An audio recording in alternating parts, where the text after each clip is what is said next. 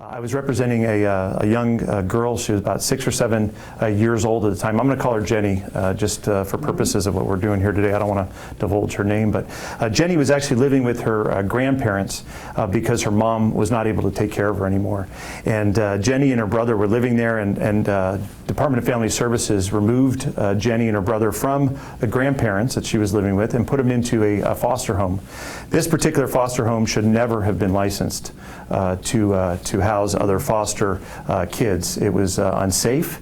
They had a child there who was a known person who had already sexually abused other children. Department of Family Services knew this, and they still placed these 2 children inside that home. And on top of that, to make matters even worse, Department of Family Services didn't supervise the home correctly, and they didn't monitor the home the way they should have. So ultimately, as you can imagine what happened here, both Jenny and her little brother were both molested by this other child and just absolutely devastated as a result of that. And these cases are important because they change the system. I've done a lot of cases against the foster care system because it seems as though they come in spurts, which is ironic. I know that we're doing good because they come in spurts. I'll get 3 or 4 cases, and all of a sudden it'll go 2 or 3 years where we won't have any of these cases, and then here it comes 3 or 4 more cases again. And I know that it's because every single time that we bring these cases, it brings to light something that's going on in the foster care system that people are doing inappropriately, and kids are getting abused, neglected. I have some kids, unfortunately, that were burned, beaten, killed.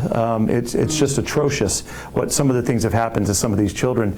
And we believe that the foster care system is when these kids are in their custody and care and they're chosen to protect those kids, they need to do better for them, and that's what we're trying to do with those cases. I know that the civil system makes a difference in that system because at least we have 2 or 3 years where we don't have those cases coming up, and maybe we're saving dozens of kids during that period of time, but I also know that it makes a difference.